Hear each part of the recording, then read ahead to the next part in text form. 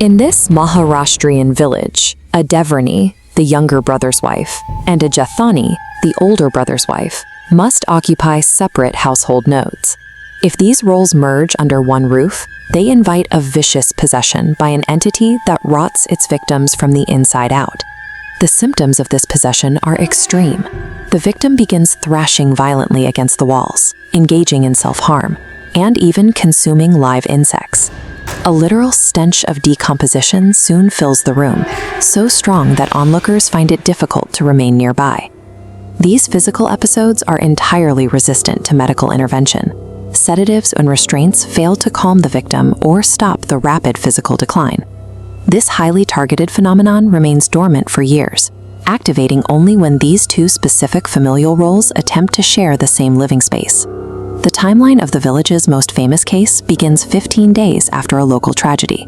At 2:30 a.m., the younger sister-in-law, Nidhi, suffered a sudden psychotic break, running through the dark village streets and tearing at her own hair.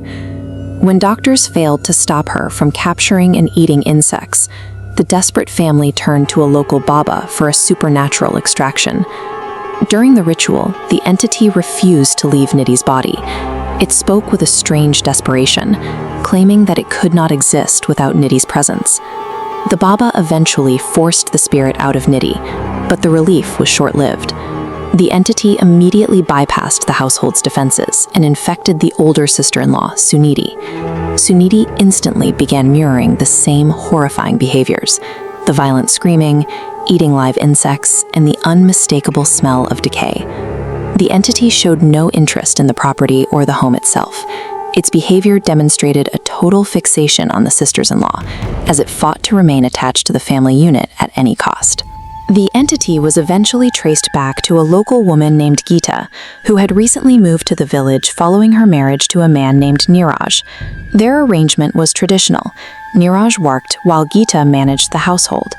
But shortly after the wedding, Geeta began to withdraw, falling into a state of severe lethargy and refusing to leave her bed.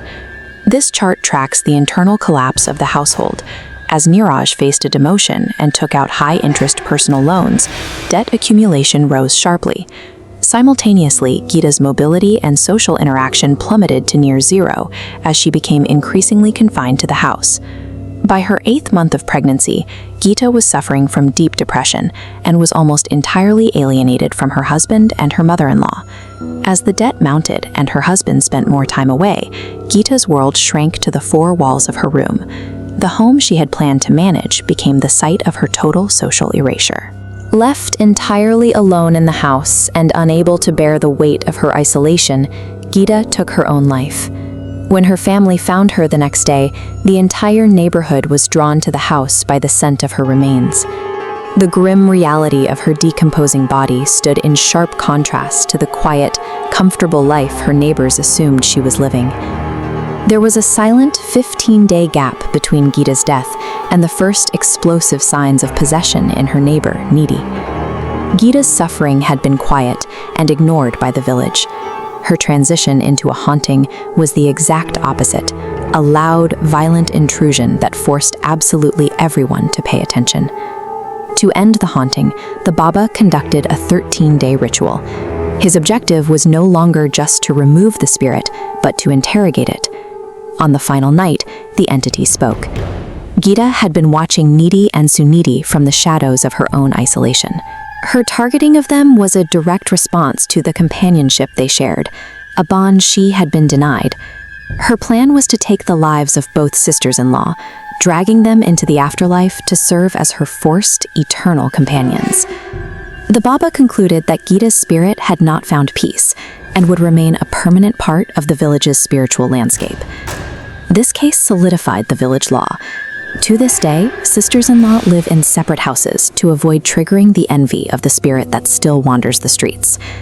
The horror here lies in the fact that Geeta's isolation was so absolute that it persisted past her death. In this village, the haunting serves as a reminder that the hunger for human connection, when left to starve, can eventually turn predatory.